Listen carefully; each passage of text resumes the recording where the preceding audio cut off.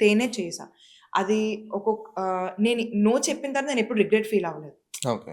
అయ్యో! ఇది మంచి పేమెంట్ అనవసరంగా వదిలేసా. అలా నేనెప్పుడు ఫీల్ అవ్వలేదు. నాకు మంచిగా అనిపిచ్చింది. నా క్యారెక్టర్ బావుంది. నాకు హెల్ప్‌ఫుల్‌గా ఉంది నా కెరియర్‌కి అన్నదే నేను చేశాను ఇప్పటికొచ్చింది. ఈవెన్ 'కమిటీ కుర్రోళ్ళు', 'కోటరు' ఏదైనా సరే నేను అందుకే చేశా. మనీ కోసం నేనెప్పుడు ఇండస్ట్రీలోకి రాలేదు మనీ కోసం. చేయలేదు కూడా. ఎలా బ్యాలెన్స్ చేసుకుంటానంటే I have my own things. నేనిప్పుడు జిమ్‌లో ఎక్కువ ఇన్వెస్ట్ చేస్తున్నాను. నా టైమ్ అండ్ ఓకే. ఇదంతా. అక్కడ నాకు ఇది కాపోతే నేనక్కడ ఫ్యూచర్ నేను బిల్డ్ చేసుకోగలను. ఇప్పుడు మీరిందాక అడిగినట్టు నాకది బ్యాకప్ ఉందిప్పుడు. హ్మ్. మేబీ అప్పుడు లేకపోవచ్చు. మరి ఇప్పుడు నాకు ఆ బ్యాకప్ ఉంది. So, yeah! నేను పెద్దగా పట్టించుకోను. అంత ఎక్కువ ఓకే. బేసిక్‌గా నేను సీరియస్‌గా తీసుకోను ఏది. సినిమా వచ్చిందా చేస్తా. రాలేదా వెయిట్ చేద్దాం.